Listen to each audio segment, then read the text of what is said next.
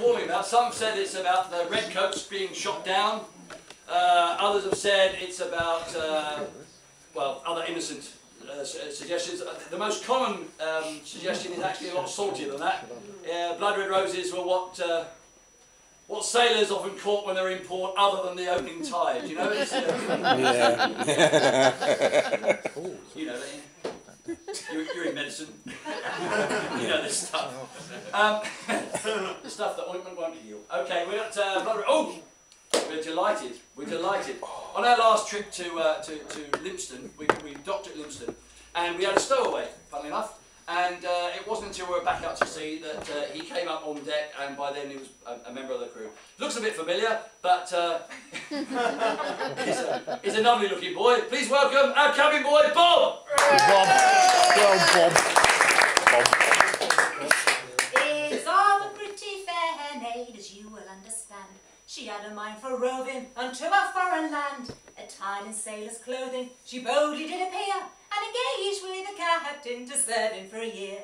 She engaged with the captain and cabin boy to be.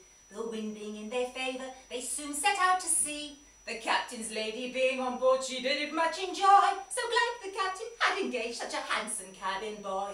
So nimble was this pretty maid, she'd done her duty well. But up off followed after, as she herself can tell. The captain with that pretty maid did often kiss and tie, for he soon found out the secret of his handsome cabin boy. With her cheeks as red as roses, and her side locks all in curl, the sailors often smiled and said, "He looks just like a girl!" But eating captain's biscuits, her colour did destroy, and the waist did swell and pretty knelt the handsome cabin boy. As round the Bay of Biscay our gallant ship did plough, one night amongst the sailors there was an awful row. They tumbled from their hammocks, it did their rest destroy, and they swore about the groaning of the handsome cabin boy. Oh doctor, the cabin boy did cry. The sailors swore the cabin boy would surely die that night. The doctor ran with all his might, and they smiled at the fun. For to think a sailor lad should have a daughter or a son. The sailors, when they saw the joke, they all began to stare. The job belonged to none of them, they solemnly did swear. The lady to the captain said, "My dear, I wish you joy, but it's either you or I betrayed the handsome cabin boy."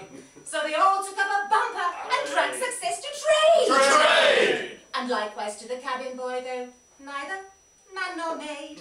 And if the war should come again, our sailors to destroy, then we'll ship some other sailors like the handsome cabin boy.